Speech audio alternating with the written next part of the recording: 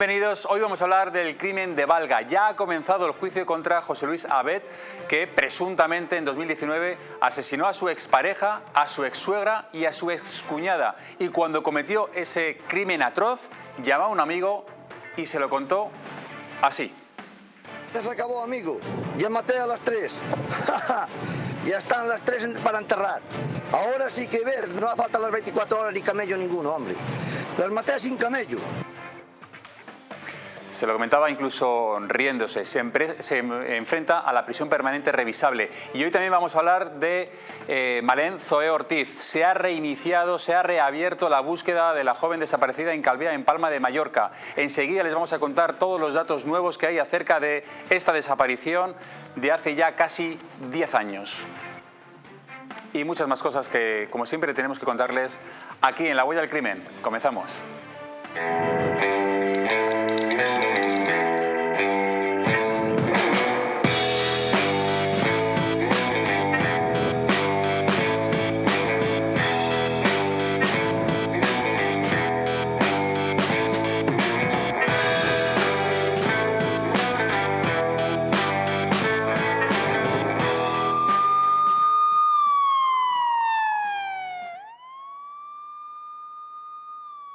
Empezamos en La Huella del Crimen.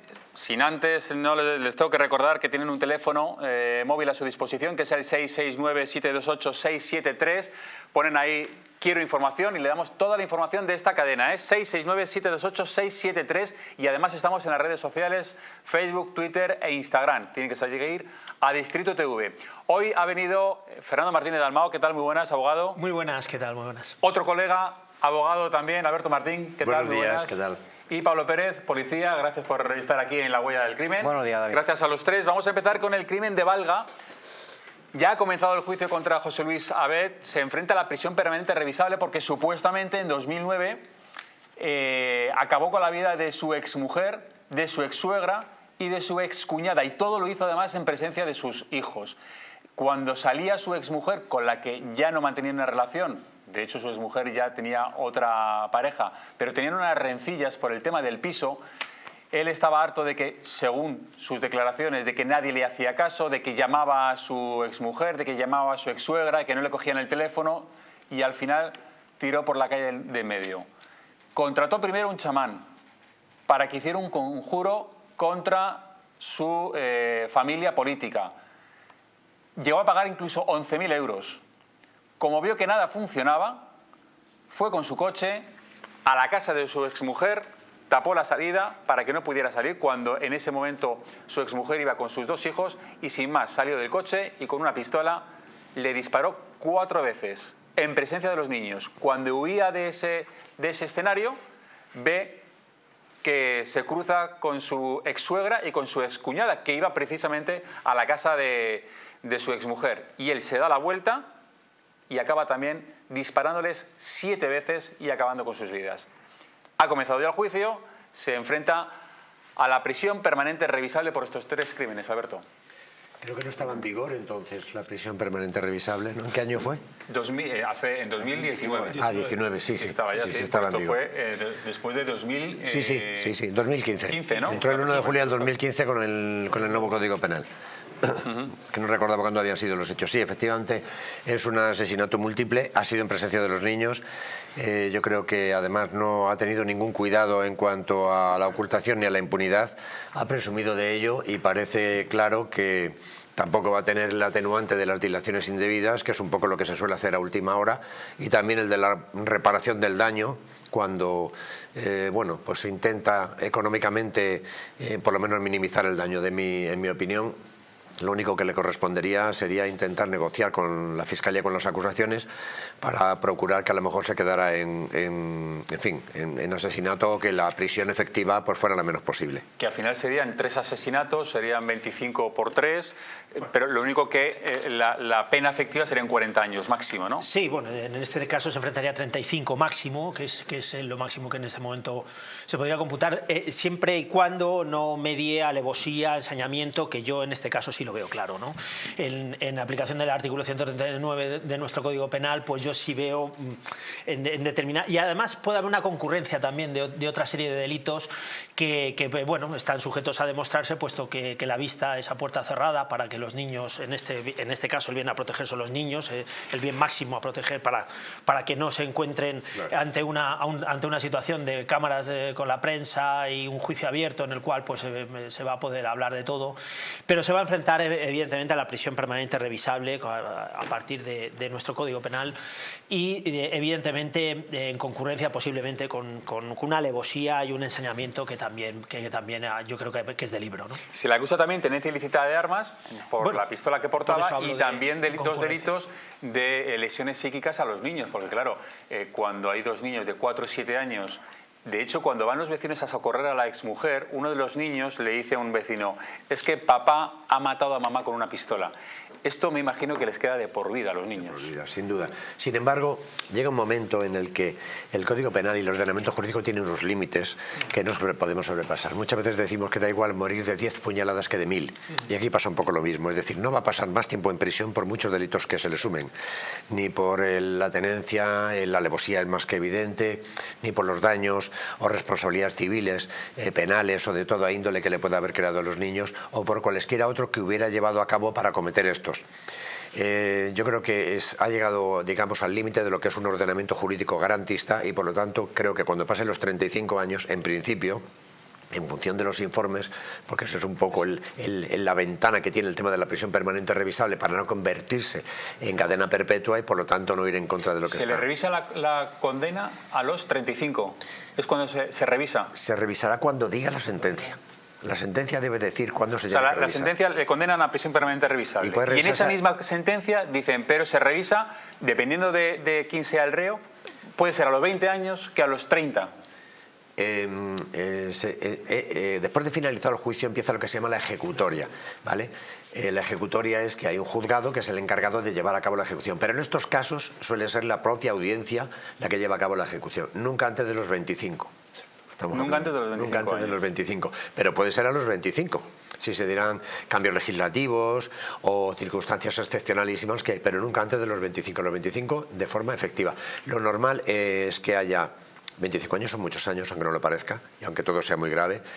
Lo normal es que haya una revisión a los 25, que si no han desaparecido todos los elementos y todas las circunstancias y todas las consecuencias, se prorroga hasta los 30 y quizá entre 30 y 35, que es una especie de cadena perpetua en otros países, ya se produzcan unas medidas de atenuación compatibles con una libertad condicional. Todavía a día de hoy no sabemos, porque nadie ha llegado a... El primer condenado a prisión permanente revisable creo que fue David Aubiña, que mató con una radial a sus hijos, pero esto fue... Ha habido varios en Galicia, este ya es el cuarto, creo que más de la mitad de todos los casos de España. El de David Aubiña, no recuerdo muy bien ahora el año, pero sería por 2016 o 2017, una cosa así. Sí. Es decir, que todavía quedan unos cuantos años para saber qué va a ocurrir cuando se revise esa pena. También hay que tener en cuenta la edad. Es decir, no es fácil llegar vivo después de cumplir 35 años de forma efectiva. O sea, si tienes 40 o 45 años te metes en 80 o 90 años. Con una vida carcelaria y penitenciaria no es sencillo. Es decir, en términos prácticos hay otros países que hablan de una cadena perpetua, pero que luego en términos prácticos el cumplimiento efectivo luego son 20 años. O 25, es decir, 35 es una auténtica cadena perpetua. Este individuo, Pablo, confesó desde el primer momento. Es decir, él una vez que comete ese crimen atroz, va al cuartel de la Guardia Civil y reconoce, acabo de hacer esto. Él ya tenía muy asumido que iba, hombre, ahí iba aparte a caer. De toda la alevosía de la que estamos hablando, vemos una premeditación clara. O sea, él mismo lo reconoce en el audio que habéis puesto, como llama a su amigo, y se lo cuenta todo perfectamente, con pelos y señales, que ya se ha acabado todo, que ya lo ha hecho. Y el hecho de poner el coche, como lo pone, para evitar la salida de su mujer, indica pues esa premeditación, que sabía perfectamente a lo que iba, ¿no? El tema del ensañamiento, ahí sí que hemos tenido muchas veces esa discusión, ¿no? Que si aunque yo le meta 47 puñaladas a una persona, si con la primera ya la he matado, no entraría ese ensañamiento, ¿no? y menos efectivamente con un arma de fuego, más complicado todavía, ¿no? Pero bueno, como bien has dicho, son varios delitos, son 3 de asesinato, el delito de la tenencia ilícita de armas y luego los de las lesiones psíquicas a los menores, ¿no? Que en este caso para mí es uno de los puntos muy graves también, y por eso el hecho de proteger a esos menores que ya con lo que han vivido pues que no tengan que sufrir ese juicio mediático también, ¿no? Creo que incluso van a poner una como prueba preconstituida, ¿no?, en la declaración que hicieron en su momento los menores para no tener que volver a someter, a recordar aquel episodio que para ellos tuvo que ser muy dramático. Hay que decir que este hombre, José Luis Abet, antes de cometer el crimen, llama a un chamán, a un, no sé, un brujo, un curandero, y quiere echar un mal de ojo a su familia política. Él le pide 11.000 euros y él los llega incluso a pagar, pero también una de las condiciones que pone ese chamán es, además del dinero que me has dado, hay que sacrificar un camello. Y ahí es cuando José Luis dice, ¿de dónde saco yo un camello para sacrificarlo y echarle un mal de ojo? Y entonces es cuando dice, mira, las mato a todas y acabo antes. Y después de cometer el crimen, llama al chamán y le dice esto. Escucha. Amigo, ya maté a las 3. Ya están las 3 para enterrar. Ahora sí que ver, no hace falta las 24 horas ni camello ninguno, hombre. Las maté sin camello, pues ya están las 3 muertas. La madre, ella y la hermana.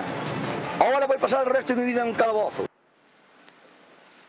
Ojalá, ¿no? Porque desde luego escuchándole cómo se ríe después de haber matado a 3 personas, el que vaya a pasar toda la vida en el calabozo es algo que entra dentro de lo bueno, normal, claro, ¿no? Evidentemente, antes estábamos comentando que depende también de la sentencia, depende también de la Junta de Tratamiento Penitenciario, el comportamiento, en fin, y luego cómo esté catalogado. Pero ¿no te sorprende la frialdad, la tranquilidad? Incluso se llega a reír y todo. Ya no, lo tenía decidido. No le interesaba la impunidad, pero sí conseguir el fin.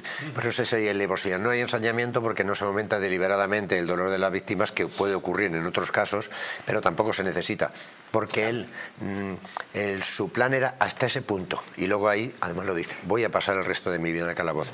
Tenemos que pensar que esta gente no son asesinos profesionales, son las personas que cometen un delito en su vida, que es el 90%.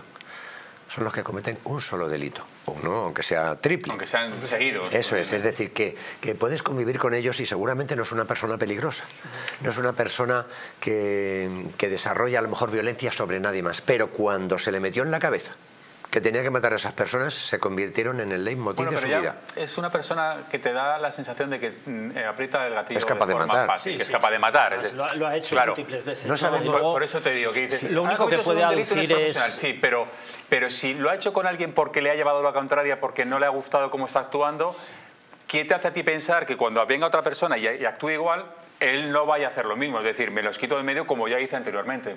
Sí, yo creo que no es ese perfil, no es el perfil de una persona que mata por una discusión ni por una bronca, y habrá tenido 1000 problemas en su vida. Pero en este punto, en este momento, ellas se convirtieron en el único motivo de su vida. Sí. Es decir, decidió matarlas a sabiendas de que eso partía su vida en 2, decía, hasta ahora he tenido la vida que he tenido, relativamente normalizada, y a partir de ahora voy a pasar toda la vida en la cárcel. Pero hasta ese punto llegaba la obsesión.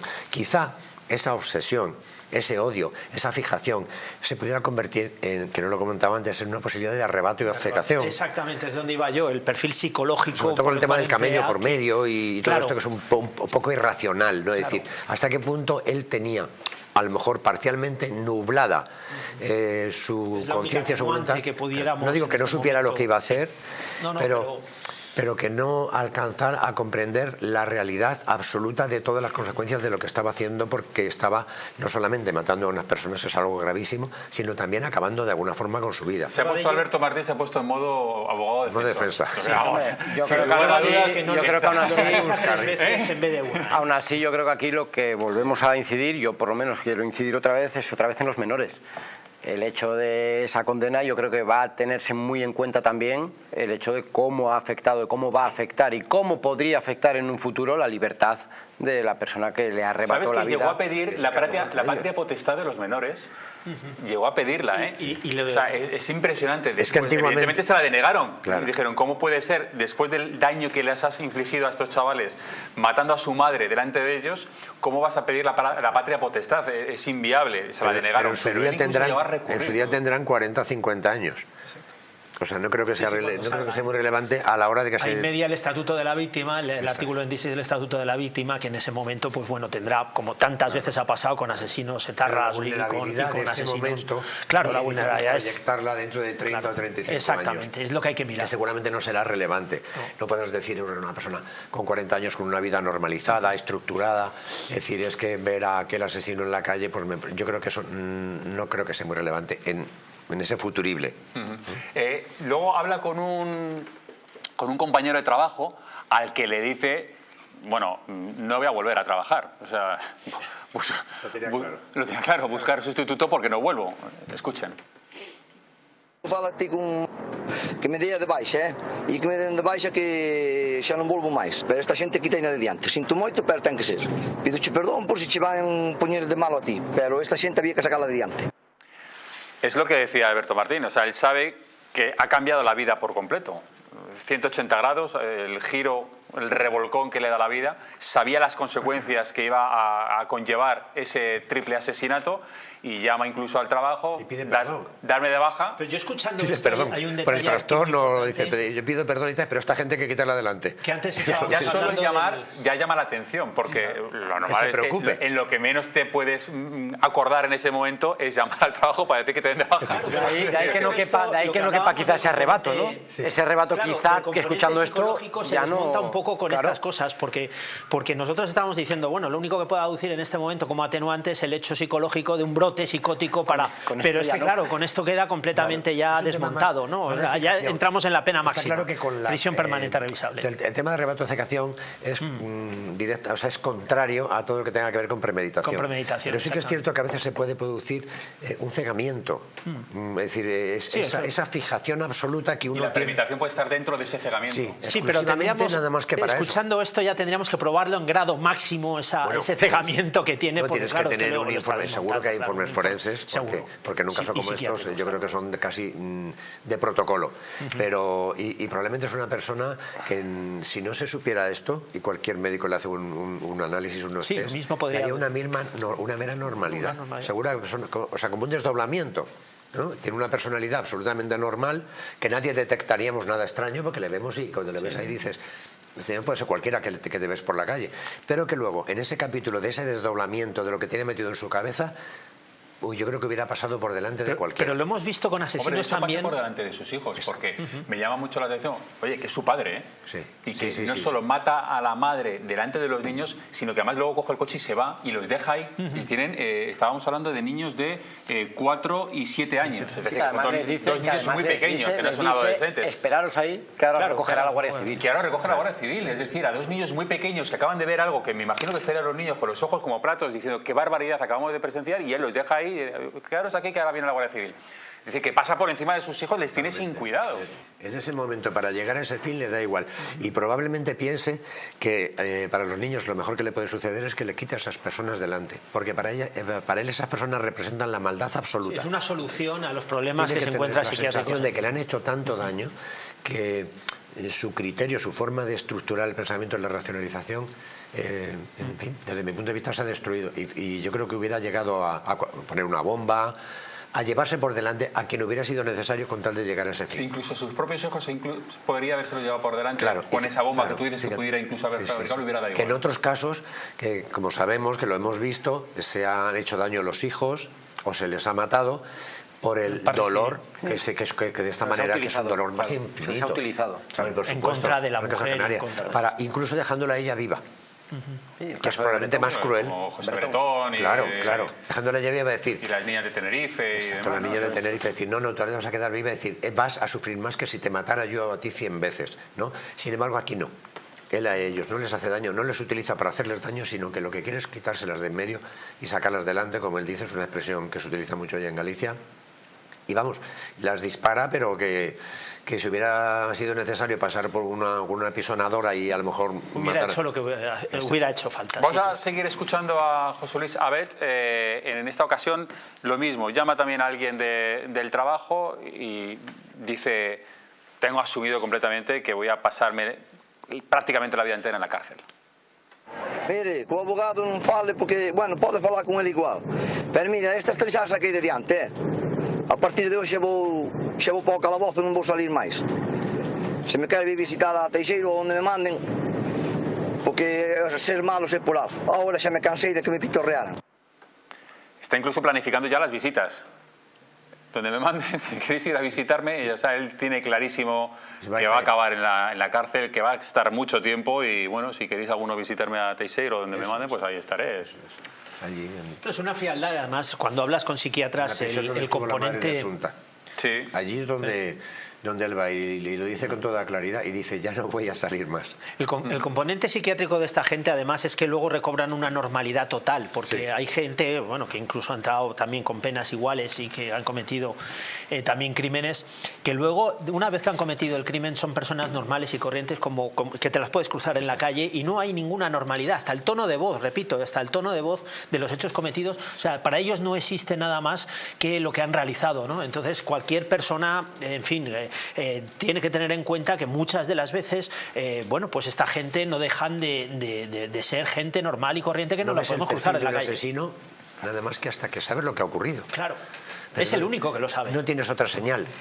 Probablemente ni siquiera en su vida ni en sus antecedentes, pero por lo que sea, ese criterio finalista es el finalista de tu vida. Dices, tengo que conseguir eso y ya, a partir de... Y seguro que en la prisión... Y descansa. Y descansa. De alguna manera. Y seguro que en la prisión lleva una vida, como tú comentabas, absolutamente normalizada y se relaciona con la gente y tal y cual. Porque ya lo tenía, eso ya, digamos... De hecho, alguno hasta escribe un libro. Claro.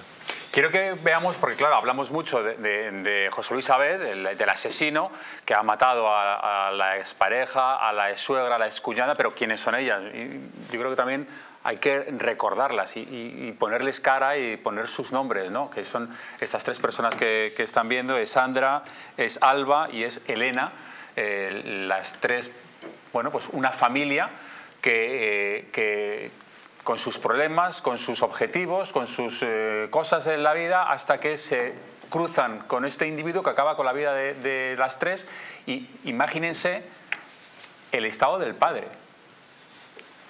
Claro, porque el padre en ese momento pierde a su mujer y a sus dos hijas. O sea, es tremendo. Claro. Es tremendo. Sí, sí. Él es el que se queda con los nietos, pero me imagino que psicológicamente de eso ya no se recupera en la vida. Este hombre va a pasar toda la vida en la cárcel, seguramente. Pero el padre, Pero el daño es infinito. ese también va a estar toda la vida casi muerto en vida, Es ¿no? imposible cuantificar eso. Es imposible. Imposible. O sea, en un día ha perdido pues prácticamente toda su familia, toda su vida, porque este individuo, a él que le vemos tan gracioso, riéndose de que no hace falta un camello, no hace falta no sé qué, ya las he matado, ha acabado con la vida de esas tres, pero también con la vida de este señor y seguramente con la vida de los niños que ojalá, como eran tan pequeños, se pueden recuperar, pero desde luego el drama es terrible. De ahí vienen esas indemnizaciones que va a tener que hacer frente también, pero que bueno, que Pero eso en luego cualquier se caso paga. no se Es que paga luego porque eso no tiene... A mí me hace mucha gracia. Tiene una se paga. indemnización de 200.000 euros, pero este Sí, tío bueno, pues, que dirá lo que es busca es insolvente y no va a paliar pagar la el vida. Se dolor convierte en psiquiátrico. prisión tampoco. Sí, tampoco. Se probablemente será insolvente. Hombre, si tiene algo o si el día de mañana le corresponde una herencia que le puede corresponder, Sí, le pueden- como mínimo le la pueden- legítima, sí, la legítima, por claro. sus padres o lo que él tenga en la vida, porque seguramente que eso irá a parar ahí, si lo mueven bien. Queda todo embargado, me imagino, ¿no? Exactamente. Ignorado todo para... Hay que moverlo. Hay que moverlo y hay que estar encima. Hay que estar encima y hay que estar Exacto. atentos porque si no se puede, digamos, por ejemplo, si él hace una renuncia, que eso podría ser un delito de alzamiento de bienes, Alzamiento de pero si él bienes. hace una renuncia y no se entera nadie, eso acrece al resto de sus hermanos, se quedan con la ¿Y herencia. prescribe? Vamos Es a decir, ver. puede ser que dentro de Depende 30 cómo sea el años... delito de alzamiento Puede de ser que bienes, ¿eh? dentro de 30 años salga de la cárcel y es cuando en herede principio y sí, entonces el ya... hecho todo si está todo vivo, prescribe. si está vivo no va a prescribir, Claro. porque el hecho es estar encima para que en este caso los bienes que él vaya a recibir pues se encuentren Las reclamaciones de herencia, sin embargo, no prescriben. Los hijos son hijos suyos sí, y ellos sí son herederos. ellos son herederos. Entonces no puede renunciar en fraude de los herederos. O sea, si él renuncia, pasaría el derecho a sus hijos. A sus hijos, claro. Por lo menos Por vía herencia. la legítima. No por vía, por lo menos la legítima. No por vía indemnización. No por vía indemnización, Exactamente. exactamente. Por el hecho de que son hijos. Si en vez de ser hijos fueran sobrinos, que no son herederos forzosos, pues podría, digamos, distraer la herencia fácilmente. Pero tienen que estar pendientes porque seguramente en una vida normal que llevaba este señor, pues tendrá a lo mejor un vehículo, tendrá una cuenta corriente, o tendrá a lo mejor un piso, no lo sabemos, y en su día pues heredará de manera normal y ordinaria. Y esa legítima les corresponde sin duda, la que le corresponde a él no se puede distraer. Claro que sí. El problema que tenía este individuo es precisamente la casa en la que estaba la exmujer. Es decir, de hecho él 2 días antes del crimen graba un vídeo en el que dice voy a recuperar lo que es mío. Él dice que ha llamado más de una ocasión a la suegra que no le coge el teléfono, a su expareja que tampoco le coge el teléfono, y dice yo estoy harto ya de que aquí todo el mundo me ningunee, de que nadie me haga caso, y entonces tengo que tomar cartas en el asunto. Las cartas en el asunto es acabar con la vida de todos y así lo arregla. Lo cual me parece, por otro lado, es decir, esa casa me pertenece, como no me hacen caso, mato a todo el mundo y me voy a la cárcel, que también te quedas sin la casa. Es decir, es una... Sí, pero ya se queda un poco, digamos, por todas, ¿no? Dice, ya tengo que renunciar a ella porque seguramente sería una casa de la sociedad de gananciales con su mujer, que digo yo un poco... Bueno, como la tenga, porque en este caso no... Como la tenga, pero que seguramente, o sea, por el tema de pensión, o sea, será más fácil embargar. Sí, lo que pasa es que, efectivamente, me ha encantado que David haya puesto el foco en las víctimas, porque estamos hablando de él, es como si él fuera el absoluto protagonista con la gracieta y todo esto. Los hijos. Pero ver ahí las fotos de los estas personas, que son 3 vidas, fíjate, para los niños también, la madre, la tía, la abuela, es tremendo, esas 3 vidas que ya segó y que ya no existen. Hay que recordar eso, hay que recordar porque si no, se nos puede ir un poco de la cabeza el elemento esencial, que es el daño que llega a hacer una persona cuando asesina o cuando quita una vida de la tierra, como en este caso que fueron 3. Es un daño infinito en el tiempo, en el espacio, y las personas que quedan vivas también quedan destruidas o destrozadas de por vida, o muy condicionadas como los niños. Es que hablaba David del padre. El padre en este caso que ha perdido a su mujer y a sus 2 hijas. Pero es que los niños han perdido a su madre, a su tía y a su abuela también. Pero lo que decía David, ellos todavía, como son niños, tienen que crecer y construir su vida, pero probablemente el padre, las personas mayores que tienen menos margen de maniobra, se hundan en una tristeza ya de por vida. Pero yo no olvidarlo sobre todo porque es que han sido testigos directos del hecho. Esa es la gravedad, yo creo. Esponjas. Nosotros hemos acogido a niños que han venido a otros sitios de guerras, a los 4 días empezaban a sonreír, cuando ya había gente que... ¿sabes? Tienen esa capacidad, tienen esa capacidad de... Y saber que su padre ha cometido esos crímenes. Sobre todo, si es verdad que el instinto de supervivencia, ¿no? Responsabilidad. El chamán, de alguna forma... Habría que probarlo. Habría que probarlo. Habría que para ver si es inductor, exacto, habría que escuchar en esas grabaciones que no se oye qué es lo que dice el chamán. Inductor no es uno que te diga que mates, así por las buenas, ¿vale? O sea, no es una inducción suficiente como para condicionar tu voluntad. Oye, yo es que a esos los mataría, y yo creo que debes matarlos.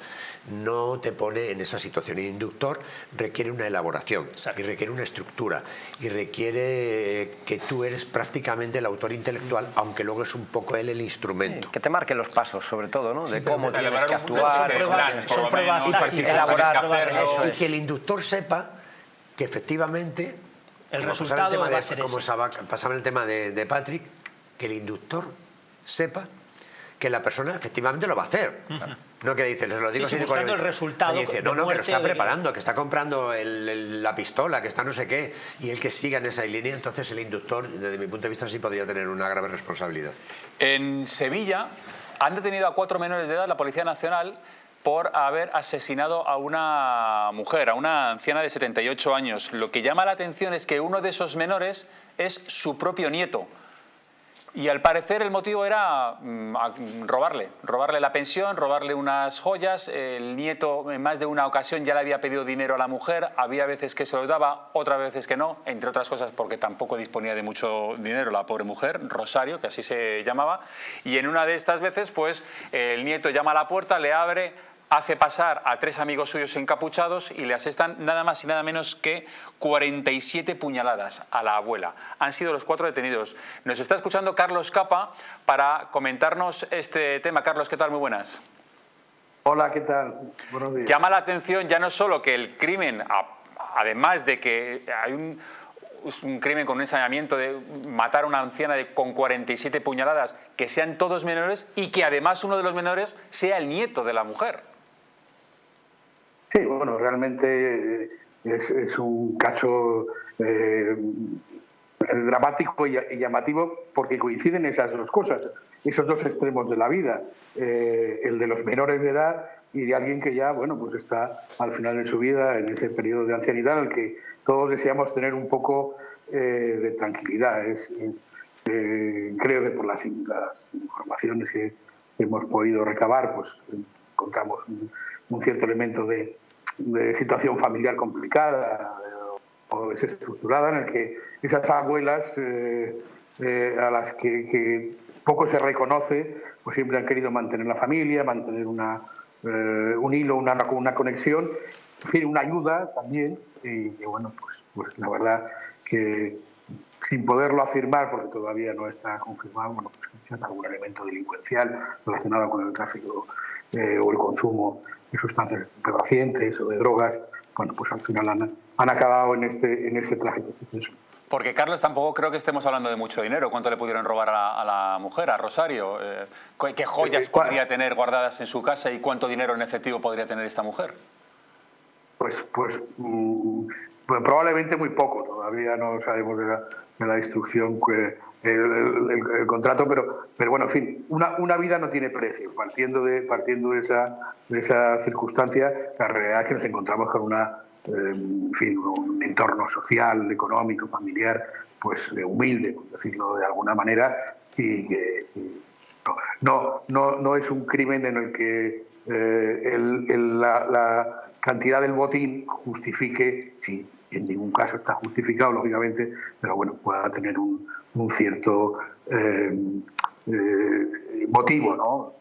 Pues probablemente pequeñas cantidades para hacer pues pequeños consumos. Carlos Capa, muchísimas gracias por atendernos. Gracias a vosotros. Gracias, un abrazo.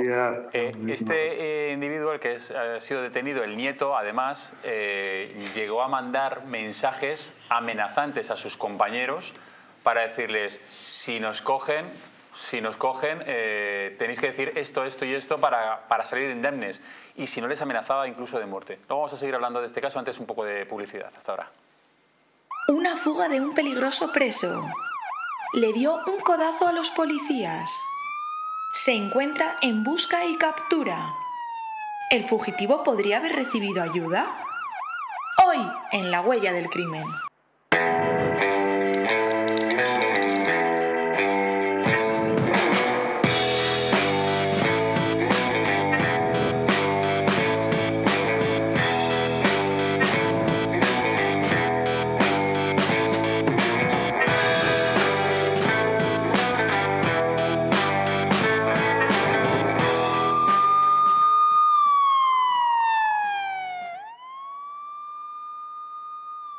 Naturhaus es el mejor método para perder peso de forma saludable y sin pasar hambre. Desde la primera visita, una asesora te enseñará a cambiar tus hábitos hasta alcanzar tu peso perfecto. Lo conseguirás gracias a complementos alimenticios a base de extractos naturales y platos deliciosos. Apúntate ya en tu centro Naturhaus más cercano y online a través de naturhaus.es. Naturhaus, 30 años de experiencia en nutrición y dietética. Economics, un programa en Distrito TV donde tendrás acceso a las últimas novedades en mercados, empresa, economía para España y el resto del mundo. Un programa de economía hecho por economistas en Distrito TV todos los martes a las 21 horas. No te lo pierdas.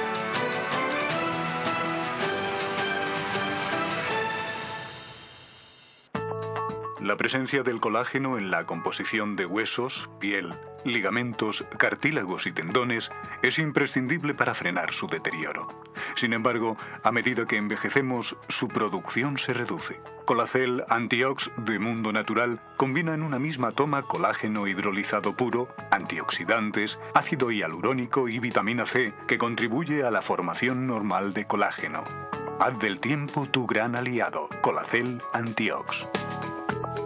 España, España, cuánto de puro hay en nuestra sangre, de noble en nuestro corazón, de claro en nuestro entendimiento. De ti lo tenemos, a ti te lo debemos. cuando éramos Invencibles 2, destapa cómo España fue la dueña del mundo. Nos han usurpado el reconocimiento de ser el único país en el mundo que ha descubierto 3 continentes. Una educación cainita, incapaz de enseñar que fuimos el primer imperio global de la historia. Descubriremos cómo los británicos realizaron el mayor acto de espionaje e eliminación cultural que la historia haya conocido. Los tercios españoles no luchaban porque odiaban lo que tenían delante, sino porque amaban lo que tenían detrás. Inglaterra jamás olvidará sus grandes derrotas contra España. Un país que reniega de su pasado es un país huérfano, condenado a su propia aniquilación. Porque le duela a quien le duela.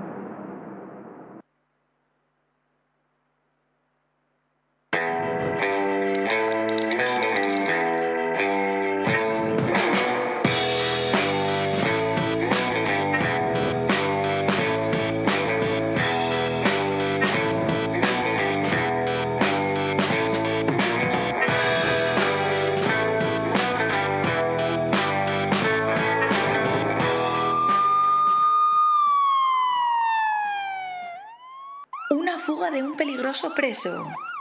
Le dio un codazo a los policías. Se encuentra en busca y captura. ¿El fugitivo podría haber recibido ayuda? Hoy, en La Huella del Crimen. Les estamos hablando de lo que ha ocurrido en Andújar, en Jaén, donde una mujer, Rosario, de 78 años, ha muerto asesinada de 47 puñaladas por unos menores de edad, por 4 chavales, entre ellos, y esto llama mucho la atención, su nieto, que es quien franquea la puerta para que entren los otros 3 amigos, todos, repito, menores de edad, entran encapuchados y le asestan 47 puñaladas para robarle el poco dinero en efectivo que pudiera tener la mujer y algunas joyas que había en el domicilio. Quien da la voz de alarma es el hijo de Rosario, cuando llega a casa y la encuentra en un gran charco de sangre y que le han quitado el teléfono, las llaves de casa, las pocas joyas que tenía y el dinero. Dicen las vecinas que efectivamente el nieto en alguna ocasión ya le había pedido dinero a Rosario. Rosario, pues normal, a veces le daba dinero, a veces no le daba dinero, él se enfadaba, llegó incluso a amenazarla en alguna ocasión y esta vez pues cumplió esas amenazas, asesinando a la abuela, repito, por no mucho dinero. Me imagino, se presupone que el tema de las drogas es el trasfondo que hay en todo esto. Incluso este chaval, menor de edad, después del crimen llama a sus compinches para advertirles y decirles cuál es la versión que tienen que dar si les detiene la policía o si no, que puede tomar represalias graves contra ellos. Es decir, les amenaza para que todos tengan la misma versión de los hechos. ¿Qué responsabilidad tiene los 4, pero especialmente el nieto? ¿Tiene una responsabilidad mayor que el resto o no? Bueno, la verdad es que al ser menor la pena máxima serán 8 años, teniendo en cuenta que estamos hablando de un asesinato, con todas las responsabilidades nunca va a poder superar eso. Sí que la tiene. 8 años en un centro de menores. Sí, en un centro de menores que es como... No se puede decir que es una prisión. No, es un centro de reinserción y cumplimiento de menores en virtud. Pero en régimen cerrado, ¿no? Sí, tenemos los 3, el régimen cerrado, en abierto y en semiabierto. Pero en este caso previsiblemente porque es el delito más grave del régimen cerrado. Claro que la tiene, porque él además tiene el agravante del parentesco. Exacto. Estamos hablando de su abuela y probablemente todos. Igual, o sea, perdóname, el agravante de parentesco le va a dar igual, van a ser 8 años igual. Como máximo. Pero es que tiene atenuantes también, claro, o puede tenerlos, importantes. Y los atenuantes tienen un elemento multiplicador cuando es una persona joven. Exacto. Probablemente, por lo que dice la noticia, probablemente fuera una persona que estuviera en el mundo de la droga y pueda acreditar que en el momento de suceder los hechos estuviera pasando el síndrome de abstinencia, y eso es un atenuante de mucha envergadura. Sí. De mucha envergadura. Eso puede rebajar hasta 2 grados la pena. Yo pienso que... Hoy te has vestido con la esta de defensa. Ahí lo tienes claro, no sales. Sí, comentábamos que este era un crimen típico de los años 80. Familia desestructurada, personas que están en el mundo de la droga. Sí, eso ahora casi no se da, pero entonces la Banda, heroína... con 4 amigos. Eso es. En la zona de deprimidas de las ciudades, en el extrarradio. Yo conocí y llevé algún caso de estos, además en la localidad de Tarancón, que recuerdo que fue un nieto a su propia abuela también, y que también fue por motivo de las drogas. Es decir, es una víctima desestructurada, muy peligrosa, en una situación familiar y social como una bomba explosiva, hasta el punto de que fíjate lo que ha hecho. ¿A quién no podría matar un chaval así, con esas posibilidades, esas capacidades, esas limitaciones, esos problemas, que ha llegado a matar a su abuela, que es una de las cosas que me llama la atención, con 47 puñaladas, y a implicar a otros que son responsables por mucho que este les presionara, porque este les presionaba, pero no es... Pero y ahora hay que saber determinar, Pablo, hay que saber determinar, o es posible determinar quién es el que ejecuta el crimen, es decir, quién da esas puñaladas, porque me imagino que aunque entren los 4 en la casa, no tendrá la misma responsabilidad el que asista a las puñaladas que el que no las hace, el que no asista a esas. Hombre, ¿no? Efectivamente no tiene la misma responsabilidad, y para eso están nuestros compañeros de los grupos de investigación, que tomarán declaraciones como investigados a estos 4 presuntos autores de este asesinato, y seguramente nuestros compañeros, como han hecho ya en infinidad de ocasiones, lleguen a reconstruir los hechos de manera clara y sepan realmente quién ha sido el autor material o quiénes han sido los autores materiales, quiénes, pues los cooperadores necesarios en este caso, a lo mejor sujetando a la víctima además, que al final, efectivamente, al final la responsabilidad será la misma, pero sobre todo, y como bien has comentado, el detalle de esas coacciones por parte del nieto al resto de menores que actuaron, decís esto o si no voy a tomar represalias. O sea, eso para mí cabrían ahí también esas coacciones que, pese a que hubiesen sido autores del mismo hecho, cabe... Es difícil que fueran de tanta intensidad como para que quedaran obligados a hacer lo que hicieron. Pero vamos, que cuando es una actuación conjunta y se reparten los papeles, aunque los demás miren solamente el hecho de estar allí, tienen todos la misma responsabilidad. Pero uno puede decir, oiga, yo solo iba a robar, no quería matar a la mujer en ningún si quedara caso. demostrado, Solo iba a robar nada más. Si quedara demostrado. Y el tarao este de repente salía ahí a puñaladas, yo no quería hacer eso, ¿no? Bueno, si los mensajes dijeran eso que tú dices, es verdad, sí, que no parece que sea la idea. Si los mensajes dijeran, oye, mira, es que nosotros no veníamos a esto, y él fue el que se volvió loco, ahí, entre comillas, con el apuñalamiento, pero que los otros se quedaron bloqueados, es decir, no lo evitaron, no se lo impidieron, que eso es importante, pero a lo mejor tampoco participaron, ni tenían pensado participar, cuidado, entonces podrían quedar al margen de esa responsabilidad del asesinato. Pero en principio es una actuación conjunta, como cuando se va a robar un banco, el que entra en el banco, el que espera en el coche. Exacto. Sí, bueno, pero es un plan ya preconcebido en el que toda la banda va a robar un banco y cada uno tiene un rol. Y si hay un muerto, todos pagan por él. Todos pagan por el muerto. Porque se han repartido los labores en una estructura organizada y sabían a lo que iban. Y sabían que había riesgo de que hubiera que, yo qué sé, y además aquí nos encontramos dentro de lo que sería la figura desde el cooperador necesario, la organización criminal, que entraríamos dentro de nuestro Código Penal 550, porque claro, no lo sabemos en este momento en qué grado han participado, pero bueno, yo entendería que habría desde el cooperador necesario, que es para la comisión de este asesinato, o incluso quedaría aprobada la organización criminal si hay una especie de... Claro, sí, pero si se han cometido más, y si han hecho algo más, y si tienen una estructura para decir, primero nos cargamos a mi abuela, en grado máximo, luego vamos a la señora de no sé cuántos, que es una vecina también vulnerable porque tiene 90 años, y luego vamos a por tu tío que está... O con anterioridad se han cometido robos o se han cometido cualquier... Aunque no los hayan cometido, pero si la estructura o la organización o las conversaciones eran para hacerlo de una forma relativamente estable, o sea, no para un hecho aislado, sí pueden tener organización criminal, pero no porque se pongan de acuerdo para este caso. Ahí habría que probar los hechos en concreto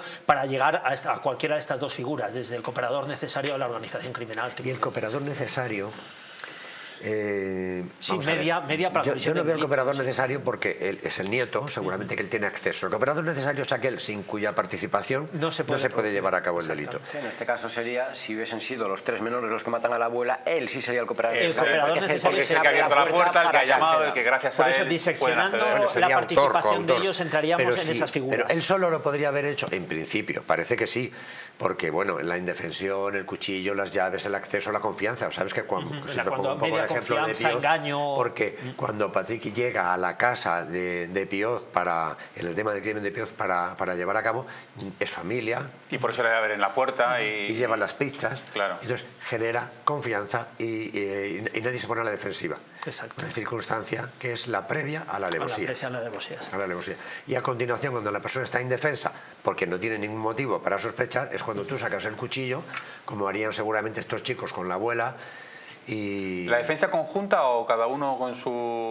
Depende de estos datos que estamos hablando, pero probablemente los otros creo que tendrían que procurar luchar por separarse. No les va a ser fácil. Y porque esto no funciona como muchas veces en las películas que dicen, pues esto te lo comes tú, esto me lo como yo. No, a la policía le dices eso y eso no cuela. Dice, no, esto es como que yo como lo asumo... Hasta reparto de responsabilidades, y entonces ahí entraríamos dentro de ver qué es lo que ha pasado. No, ¿qué ha hecho este? Aunque tú lo digas, aunque entre ellos se pongan de acuerdo para atribuir la responsabilidad, si luego la policía en su investigación determina que hay cooperación. Exacto. La responsabilidad figura en el atestado y la responsabilidad es conjunta. Exacto. Eso es. Bueno, vamos a hablar ahora de lo que ha ocurrido en Aranjuez, donde el traslado de un preso pues se ha torcido, un preso peligroso además, un preso que había acuchillado a una persona que le había dejado grave en las fiestas de Nambroca en Toledo, estaba cumpliendo condena, tiene que ser trasladado a los juzgados de Aranjuez para un juicio, va custodiado con la policía, va engrilletado, como se hace todo este tipo de traslados, y ahora Pablo nos va a contar cómo se realizan los traslados de los presos de las cárceles al médico o a los juzgados o donde fuera, pero este individuo, tan solo 20 años, le pega un codazo a uno de ellos y sale corriendo. Y ahora, hoy por hoy, Mario Gijón Rodríguez sigue en busca y captura, es decir, que todavía no lo han encontrado. Un chaval de 20 años que me imagino, Pablo, que esto no es habitual porque ha debido haber un fallo en el traslado y en la custodia de este individuo. Bueno, efectivamente estos son casos que no se suelen dar, aunque sí hemos visto alguno, y en la mayoría de ellos siempre suelen tener ayuda externa. Cuando ocurren este tipo de fugas, normalmente siempre hay algún vehículo de apoyo que está esperándole porque saben de ese traslado y lo tienen pues un poco planificado, ¿no?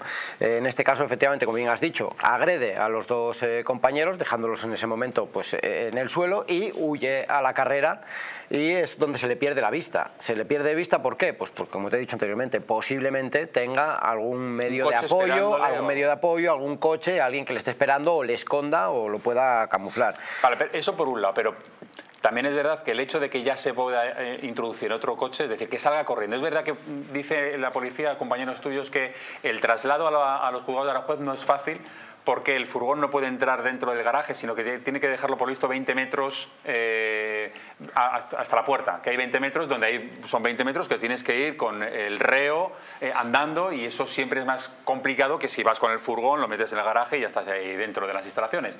Pero algo ha tenido que fallar porque son 2 personas contra uno que está engrilletado, efectivamente.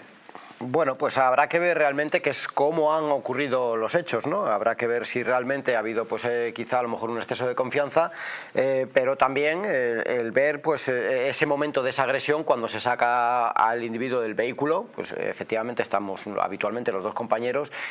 Y esa reacción que a lo mejor no se esperaban nuestros compañeros y que les ha dejado pues medio caos en ese momento para poder evitar, ¿no? O sea, siempre son 2 agentes los que custodian al reo, no puede haber más, no puede haber refuerzos. A ver, habitualmente en los traslados siempre se traslada un detenido en un vehículo Z, en este caso, ¿no?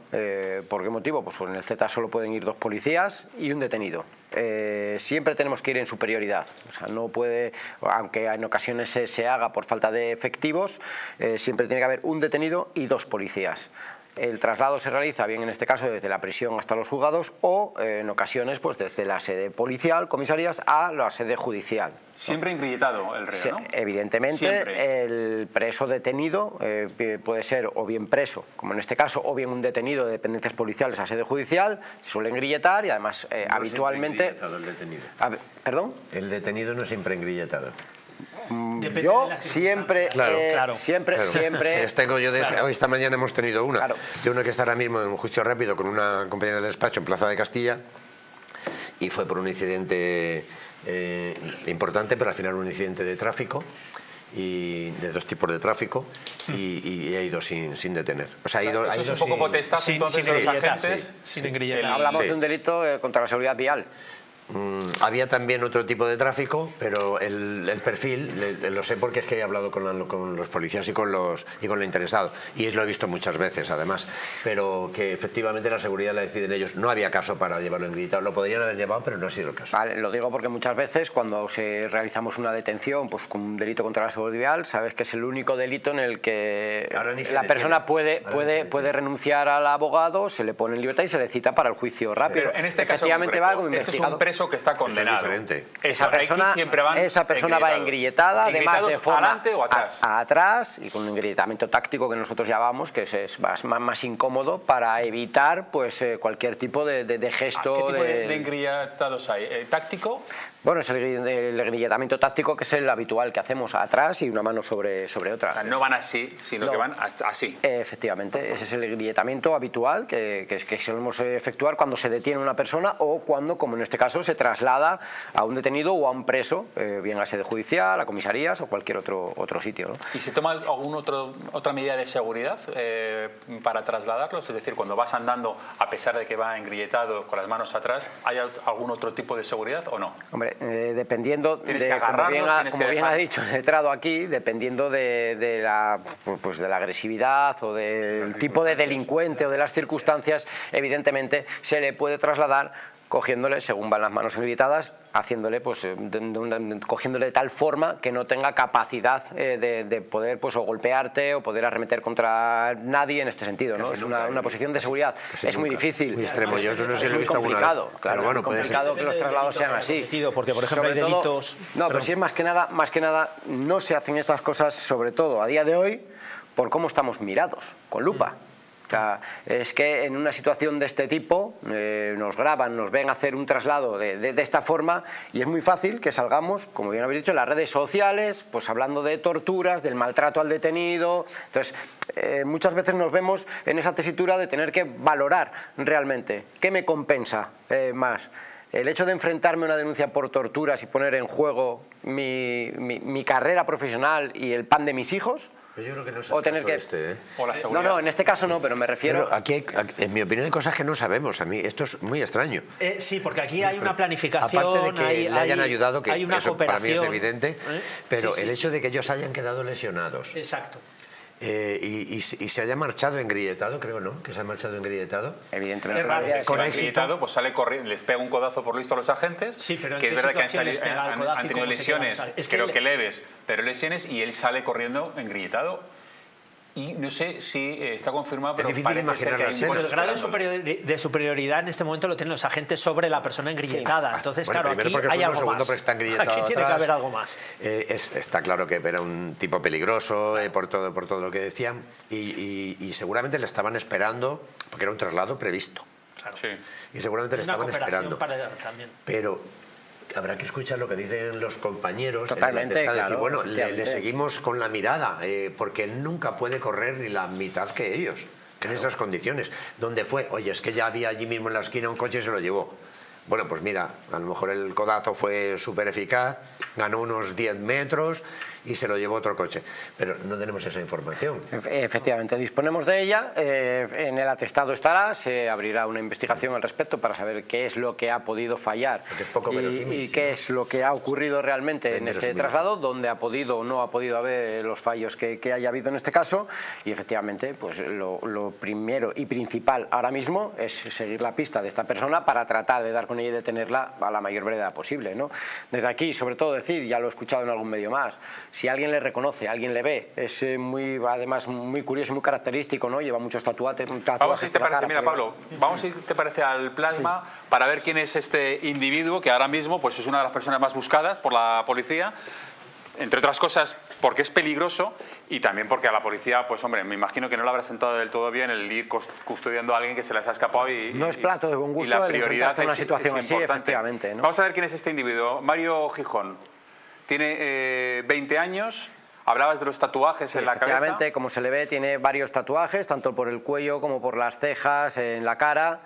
Ahora mismo el pelo lo llevaría largo, por lo menos ha cambiado de imagen ahora, ¿no? Fuga, efectivamente, cuando se ha fugado lleva el pelo largo, pues eso es fácil cambiar esa imagen. Puede habérselo cortado otra vez, podemos estar volviendo a que vuelva a tener este tipo de imagen.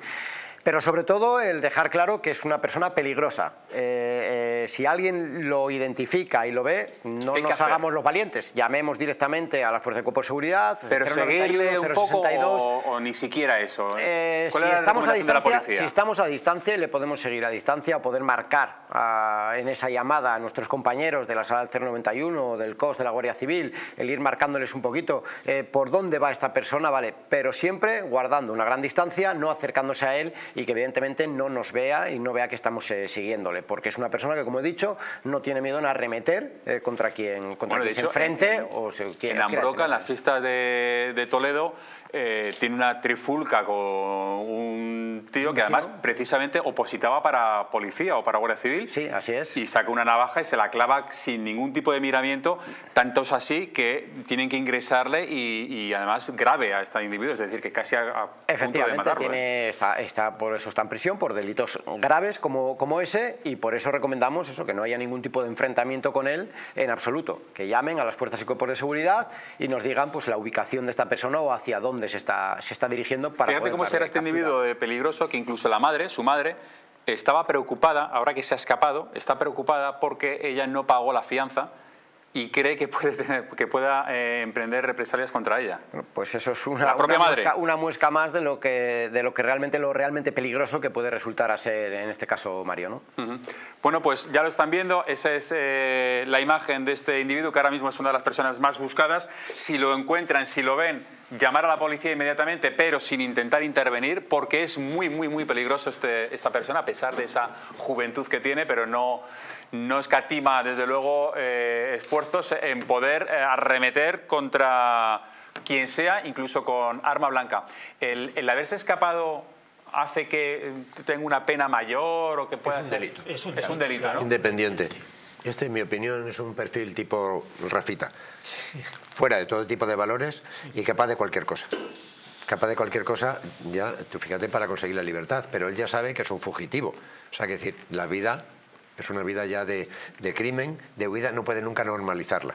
O sea que ahora, si es capturado finalmente por la policía, se enfrenta a un nuevo delito que tendrá que ser juzgado por delito o delitos, porque aquí también media esta agresión directamente, lesiones, atentado contra la autoridad, efectivamente, atentado a la autoridad, claro que sí. Quebrantamiento de condena, lógicamente. El quebrantamiento de condena lo lleva por el que no es un delito, pero claro, no es lo mismo el quebrantamiento de condena de un orden de alejamiento que el quebrantamiento de condena es escaparse en un traslado.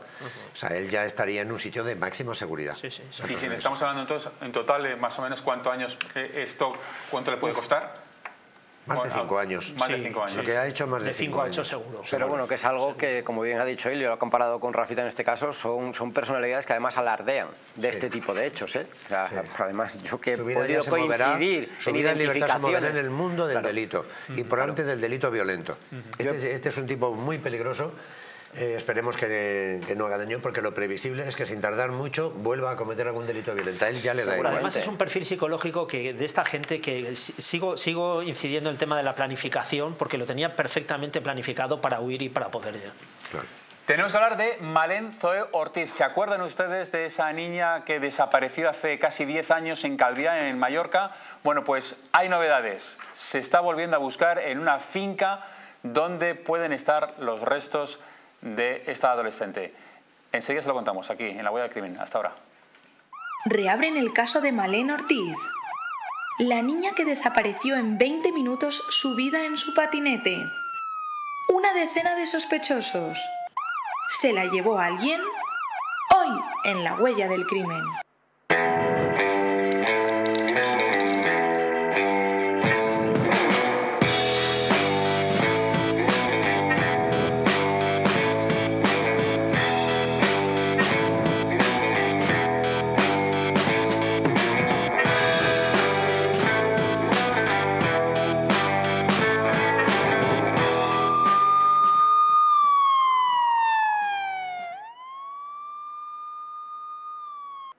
Hotel Las Dunas, un lugar mágico en el corazón de la Costa del Sol. En primera línea de mar, situado en un oasis de armonía, tranquilidad, enfocado en la salud y bienestar de nuestros huéspedes. Desconecta del estrés y la monotonía del día a día. Estancias con programas exclusivos y personalizados de salud, rejuvenecimiento y control del peso. Elegancia y bienestar junto al mar, sin renunciar a la actividad y la vida saludable. Descubre Las Dunas Hotel Health and Spa, el más exclusivo de toda la Costa del Sol.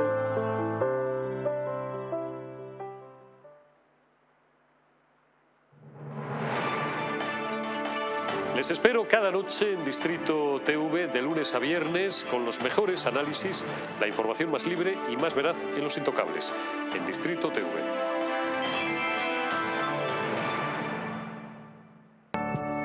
El cuidado de la flora intestinal es esencial para el bienestar digestivo, el metabolismo y el sistema inmunitario. La combinación de prebióticos y probióticos de Symbiolin Megaflora, con 2 mezclas estandarizadas de LA5 y BB12, aporta más de 35 billones de microorganismos vivos. Y la vitamina B6 contribuye al metabolismo energético normal. Symbiolin Megaflora, de Mundo Natural.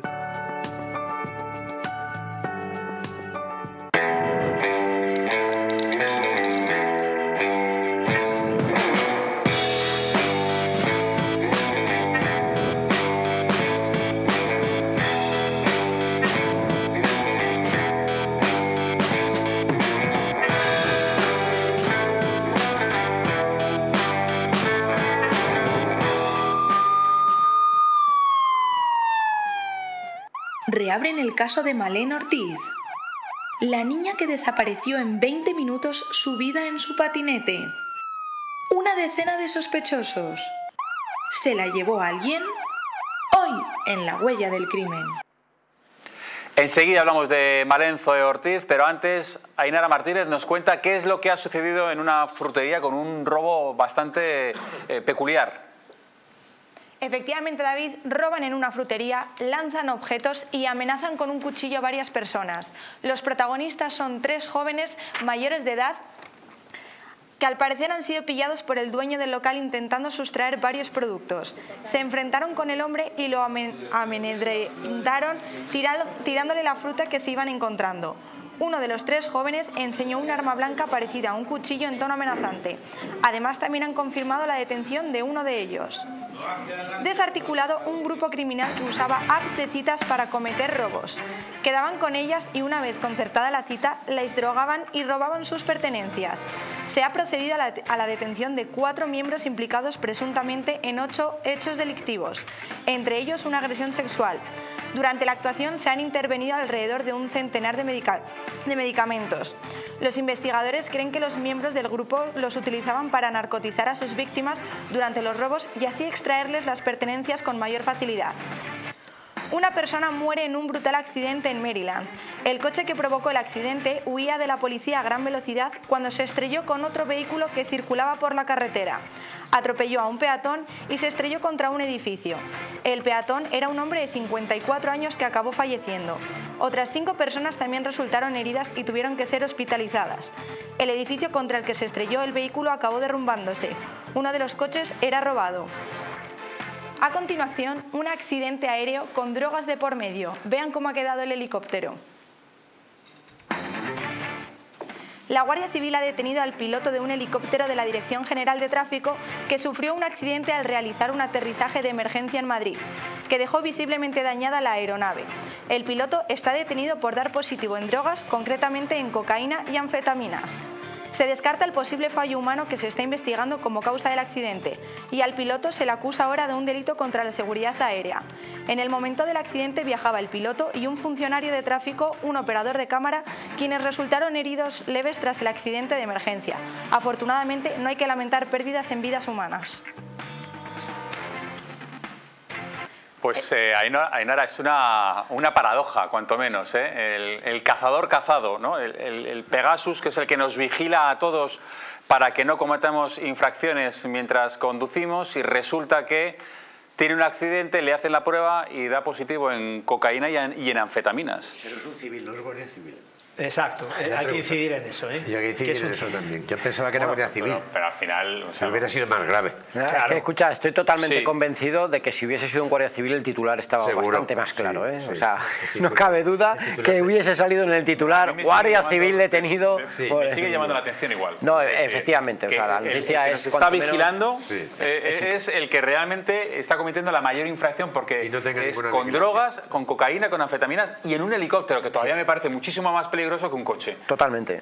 O sea, me parece, yo no sé cuál es la pena, porque se le acusa fíjate, de... si hablamos de seguridad vial todavía podría decirte aérea, algo, pero contra la seguridad aérea nunca se me ha dado el caso.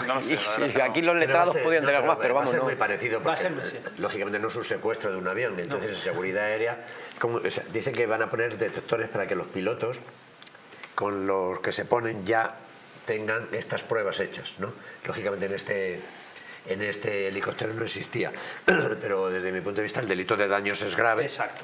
El delito de lesiones lo tiene también, y luego me parece que es una imprudencia temeraria, porque estamos hablando de una nave aérea, es decir, que cualquier incidencia, si hubiera sido han tenido mucha suerte, ¿no? Parece dentro de lo que cabe. Es verdad que no hay que levantar vidas humanas, pues los dos, el piloto pero y el de piloto, milagro, es casi. también de Yo en milagro, este tipo de evidentemente. casos De milagro también realmente que la nave no haya caído en la carretera, que haya caído en un campo donde no había nadie, porque si cae en la carretera, pues a lo mejor se lleva 4 coches por delante, en fin. Claro. Yo en este caso lo que me refiero es el tema de la imprudencia. Yo metería más el dolo que la imprudencia. Yo creo que es perfectamente consciente de lo que puede ocurrir hacia una tercera persona o una segunda persona, ¿no? El dolo hacia otra persona, ¿no? Claro. Es como cuando uno se mete en un carril contrario, borracho y mata a una persona. O produce un daño. Pero yo también entiendo a Pablo, es decir, si tú coges un helicóptero hasta las cejas de coca... temeraria. O sea, es como el que dispara al aire. Es como el que dispara al aire. Oye, yo disparo al aire, ya, pero esa bala puede darla a cualquiera. Si tú coges un helicóptero y estás hasta arriba de coca, pues estás utilizando un arma en ese momento. No es un helicóptero, es un arma. La imprudencia temeraria es el escalón anterior al dolo. El dolo es una cuestión de decir, no, yo me metí voluntariamente con la intención de matar a esa persona. O yo... me he puesto la anfetamina y lo otro, y lo que quería era provocar este accidente, cosa que no es, porque es diferente. Es decir, ahora voy a estrellar como aquel que estrelló el avión voluntariamente. Eso es el dolo. Y es verdad que yo sé que para las víctimas, sobre todo las de tráfico, llevan muchos años luchando por que se equipare. Otra cosa es que se equipare. Pero la imprudencia temeraria... Sí, lo entiendo perfectamente. Yo he entrevistado a una madre en la que su hijo muere en la Castellana, porque es atropellado por un individuo que va a 140 kilómetros por hora en la Castellana de Madrid, 140 kilómetros por hora, y de tasa de alcoholemia y drogas disparadas. Lo recuerdo, yo estaba en ese programa. Creo que estabas tú en ese programa. Y claro, ves a la madre destrozada diciendo, no, le van a condenar, pues no me acuerdo cuántos años eran, muy pocos, porque era una imprudencia. Imprudencia y dices, es que dices, ¿cómo va a ser una imprudencia? Una imprudencia es, yo qué sé, pero si te pones hasta arriba de coca y de alcohol y vas por la Castellana a 140 kilómetros por hora, es que no es una imprudencia. Es que ese tío, es lo que digo, es como si coges una pistola y empiezas a disparar al aire y de repente das a alguien. No, es una imprudencia, no es una imprudencia. Es que estás cometiendo una barbaridad. Claro, si yo no me refería legalmente, yo lo que me refería era... Se pudiera equiparar con algún resultado de muerte a un delito doloso, ¿no? Pero no es un delito doloso, porque el delito doloso es aquel que realizas el resultado de forma que buscas en el fondo el resultado de dolo de yo comprendo, porque lo que decía aquella madre madre y lo que dice David, dices, vamos a ver, ¿qué posibilidades hay de que ocurriera este resultado final a esa velocidad, con ese vehículo, en esas circunstancias que se describen en la Castellana? Es una probabilidad muy alta. Muy alta. Exacto, muy alta. Le tocó a él, pero si no, le podía haber tocado a cualquier otro. Sí. Lo que pasa es que la legislación es así, porque evidentemente también tiene su cara buena y su cara mala. La cara buena es que evidentemente en muchos de los aspectos podemos llegar a probar que es que ha habido dolo y entonces aumentamos más la pena, y en otros casos, como en este caso en las imprudencias temerarias con resultado de muerte, muchas veces quedan apantalladas. Pero no está mal calificado, en mi opinión. Lo que está mal es penado. Es decir, exacto, no está mal calificado. Las chicas del Madrid Arena, ¿no? Yo he conocido también muy de cerca ese caso. Al final, como es una imprudencia, máximo son 4 años. Claro. Bien. Otra cosa es que dijera, tengo una imprudencia temeraria con resultado de muerte y tiene usted 15 años. Entonces no lo veríamos mal. No lo veríamos. Porque sería una cosa equiparada o muy próxima. A lo mejor tenía un plus un poco más al doloso.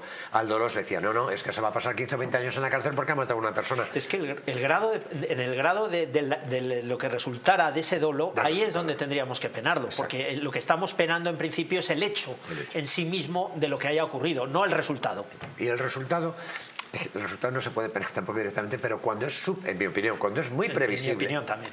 Cuando es tan sumamente previsible que casi lo difícil era que no ocurriera, claro. Yo creo que la pena puede ser muy próxima al delito doloso.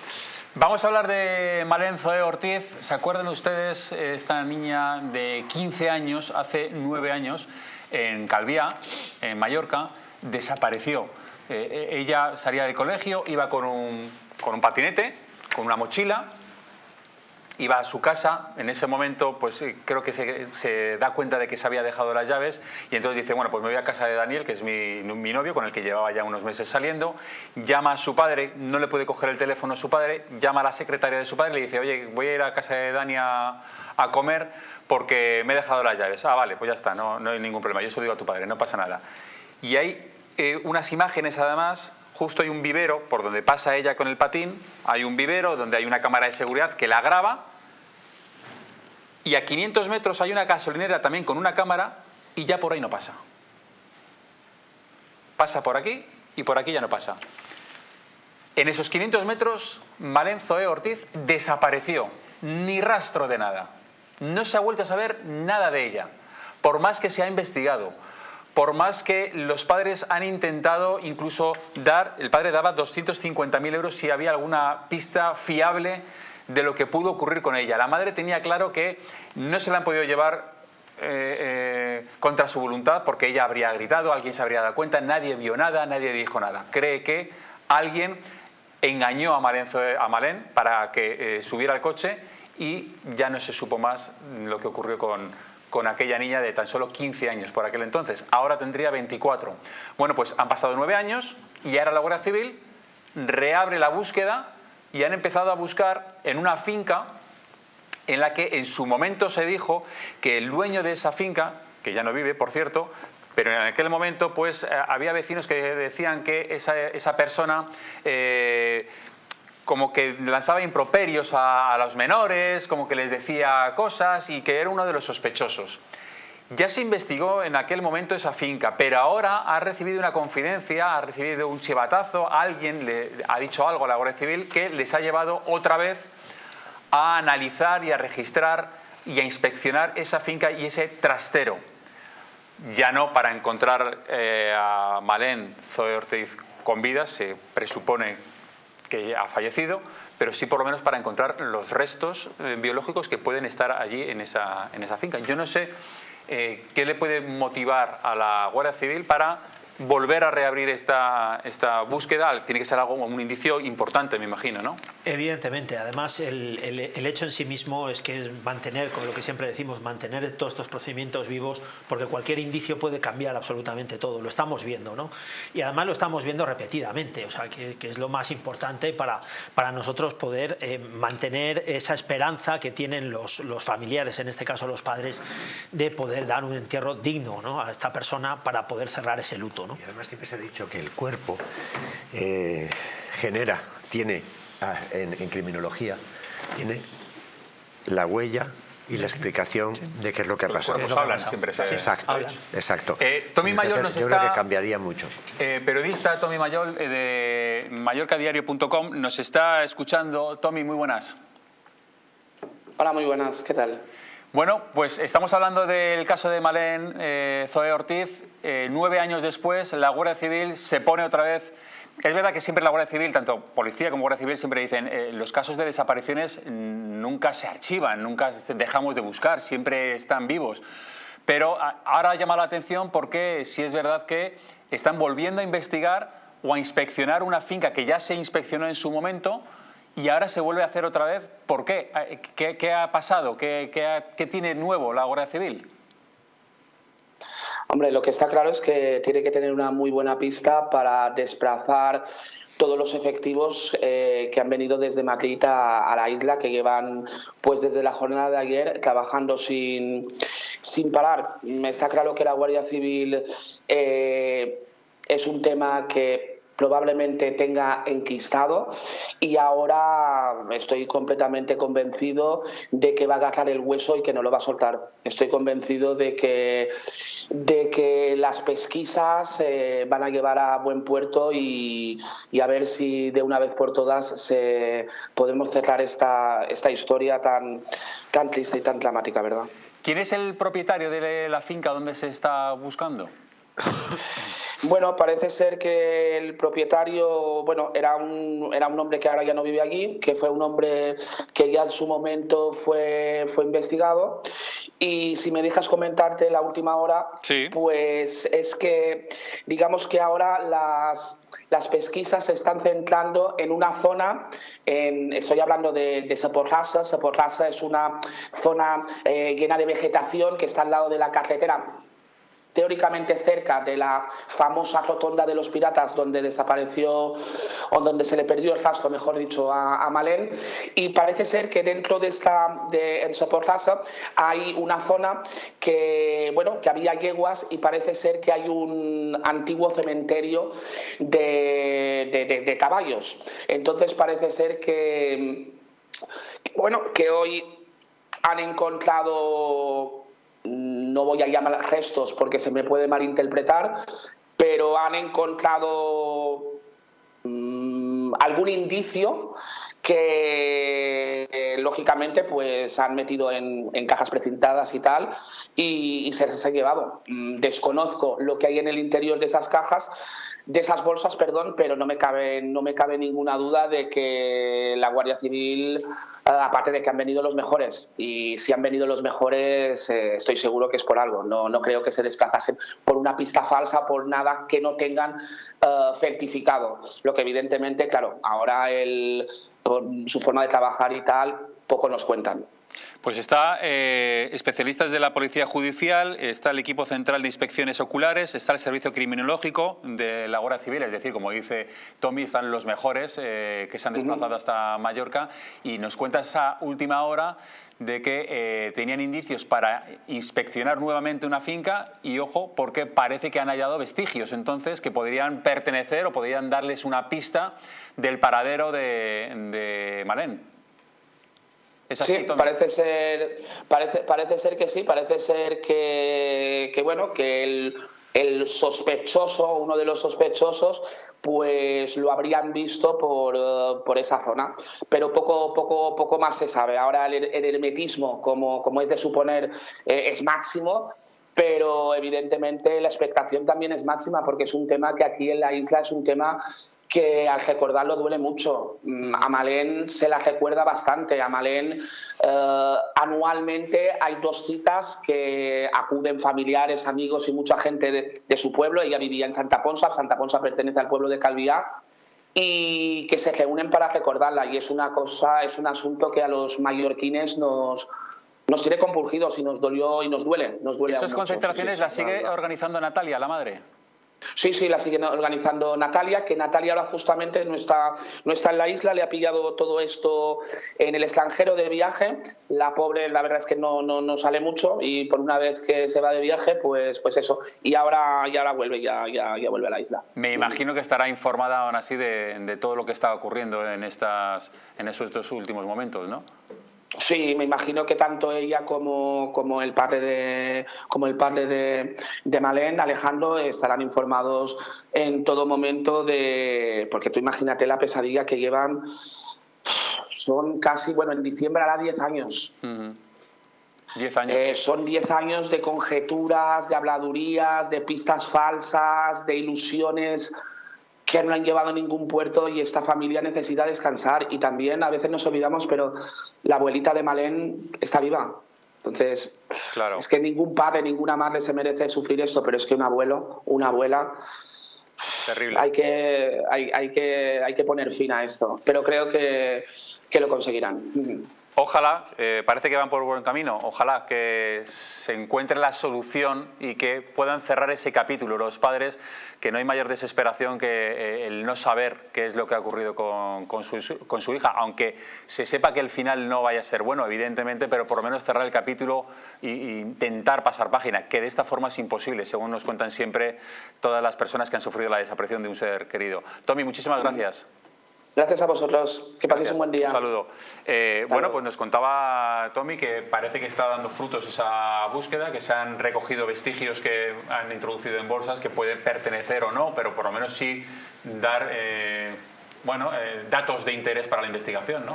Yo quería hacer dos puntualizaciones, que además lo ha explicado perfectamente. Están los mejores, están nuestros compañeros de la UCO, de la Guardia Civil, que además tienen una amplia experiencia en este tipo de casos también y que muchos de ellos han llegado a un buen puerto, ¿no? Y luego, en segundo lugar, se dice que se ha reanudado la búsqueda. Incidamos en eso, ¿vale? Se ha reanudado la búsqueda, pero nunca se ha dejado la investigación, ¿vale? Que es un dato a tener en cuenta, ¿vale? Que parece que es como si se hubiese dejado apartado y ahora pues ha llegado un chivatazo y se vuelve. No, nuestros compañeros siguen investigando día a día, siguen trabajando para tratar de encontrar pues eso, cualquier indicio, cualquier vestigio que les pueda llevar al paradero de Malén en este caso, y gracias pues a esa investigación y a todas esas gestiones que han realizado, pues han conseguido llegar a este punto, ¿no? Que esperemos que realmente sea todo positivo, sea fructuoso y que al final pues sus padres y su familia pueda tener un caso como el que pasó con la chica de Vicálvaro, en el que la Guardia Civil sabe quién es, pero no puede demostrar. ¿Y tú crees que quién sabe quién es el responsable y no lo puede demostrar? Yo creo que en muchos casos vemos además como pues, nos hacemos un poco los suecos, ¿no? La investigación te obliga un poco a dejarlo un poco de lado. ¿Para qué? Pues para tratar de buscar ese error de esa persona que se sigue y que sabes que es él, a ciencia cierta. Pasa en el de Valladolid, pasa en muchos temas que hemos tenido y que hemos tratado y que lo tienen claro, pero claro, falta la conexión de la prueba relativamente objetiva. Y luego, tú lo has dicho además, parece que se abandona, pero la investigación de alguna forma continúa. Y esa persona a lo mejor está en permanente seguimiento, incluso fuera de España, que nosotros hemos conocido casos donde al final cuenta a alguien o ha pasado por ahí, o quiere alterar algo, o a lo mejor le ponen una pista falsa. Oye, que tiene no sé qué, no sé cuántos, y a lo mejor va por allí para ver si es verdad o para ver si tiene que cambiarla de sitio. Le ponen señuelos. Bueno, eso le pasó a Ana Julia Quezada, ¿os acordáis?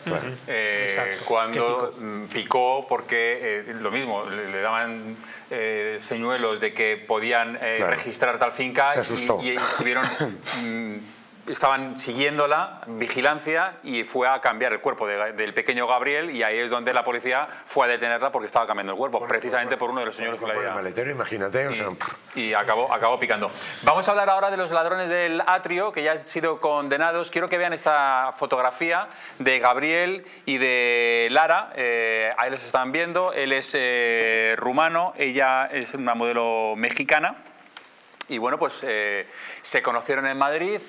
Él no paró desde que se conocieron prácticamente de robar botellas de vino de gran valor. Lo hizo en un aeropuerto, lo hizo en un restaurante, hasta que planearon el robo que para ellos era el robo del siglo, el ir al restaurante del atrio y ahí robar muchas botellas de vino muy valoradas. De hecho, una valía incluso 300.000 euros. Se llevaron en valor de mercado más de 1 millón de euros. Bueno, pues han sido condenados a 4 años de cárcel. Yo no sé qué os parece esta condena por este robo. Tienen que indemnizarlos con 700 y pico mil euros. Ahí los estamos viendo cuando fueron detenidos y en sede policial. Ella lo que hizo, os cuento un poco más cómo fue el robo. Ellos lo tenían todo planeado. Llega ella a ese restaurante, pide un menú de degustación de 14 platos, mientras él, sabían que en ese momento, en ese día, a esa hora, había muy poca gente trabajando en el restaurante. solo había una persona en recepción, porque es también un hotel, y entonces él intentaba coger la llave de donde sabía que estaban las botellas de vino para robarlas. Fíjense hasta qué punto que no da con la llave adecuada, y entonces le dice a ella, tienes que seguir improvisando, y ella entonces pide más comida. Eso ya le empezó a alertar un poco al recepcionista, que dijo, se acaba de meter 14 platos de degustación y todavía pide el postre y pide más cosas. Ella lo que estaba haciendo era ganar tiempo para que su compañero, para que Gabriel Dimitri pudiera acabar con el robo. Y lo hicieron.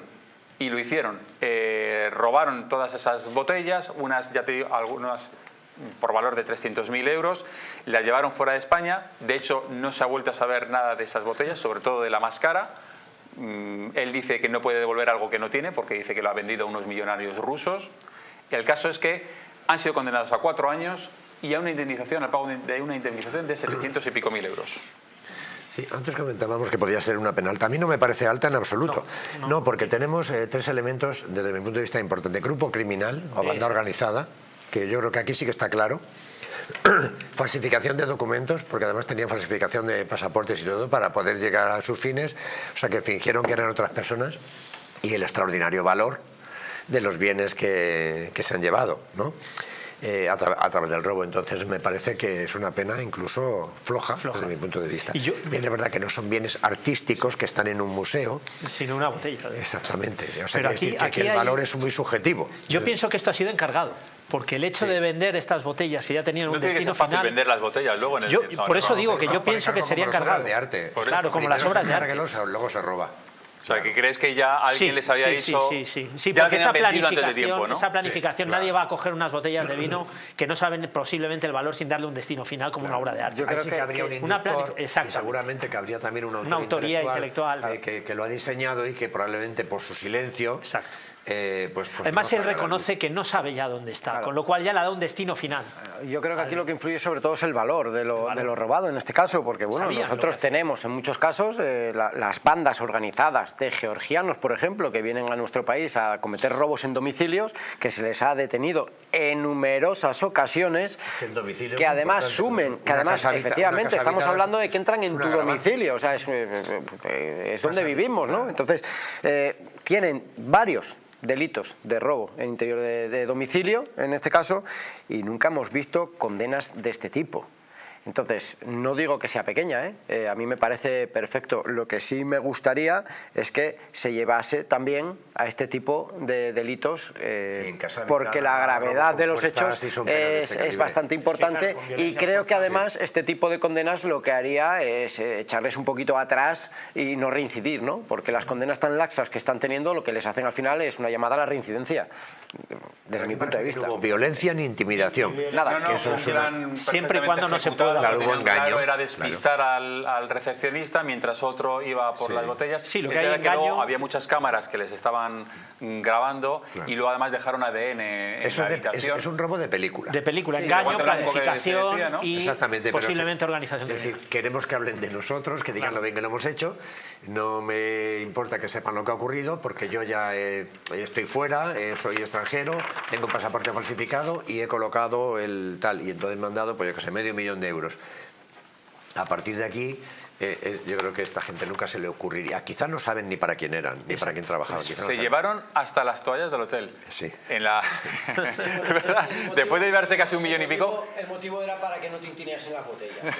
Todo pensado. En un principio, yo creo que... Le iba a preguntar a Alberto si por eso también es un agravante el llevarse las toallas del hotel. Depende del valor de esas toallas. No, pero eso podría ser el perfil para que no se... Exacto, esa planificación. Es que no lo puedo evitar. Me tengo que llevar las toallas aunque lleve por lo otro, y a lo mejor eso meter la pata, pero luego tú lo has explicado bien. Efectivamente, seguramente las toallas le ayudaron a proteger, porque tú fíjate que llegan con la botella de vino rota. Claro. No, sonaban, y aparte el tintineo de la botella al salir de la habitación. Por eso digo que hay una planificación, posiblemente una organización criminal, y luego media el engaño, media todo lo demás. Pero tiene que ser alguien muy sofisticado. Exacto, ahí voy. Y decir, no, probablemente no es un ladrón como los de las obras de arte. Dice, yo quiero esto, como el que quiere un capricho. Es una persona que es capaz de pagar. Yo no entiendo tampoco. Son robos por encargo. Sí, pero en mi opinión, si yo fuera muy caprichoso y fuera millonario, no pagaría por eso, sino que iría a comprarla. Bueno, pero creo que es menos arriesgado. si el valor... A lo mejor hasta te sale más barata. Por poco más dinero, exacto. Claro, si no hay más en el mercado, posiblemente llegues al robo. Otra cosa es que a lo mejor sería una pista que dices, hemos ido a comprarla y han dicho, no te la vendo. Eso no está en venta. Claro. Efectivamente. Y entonces tenemos un sospechoso. Que una botella cueste 300.000 euros quiere decir que es única. Sí, pero a lo mejor dices, mira tú, yo no necesito eso y esto no lo vendo ni por todo el oro del mundo, con todo lo rico que seas. Bueno, pues hemos llegado al final. Gracias, Fernando, gracias, Alberto, Pablo, muchas gracias por estar aquí con nosotros. A ustedes también, gracias por estar un día más aquí en La Huella del Crimen. Mañana volvemos, como siempre, les esperamos. Hasta mañana.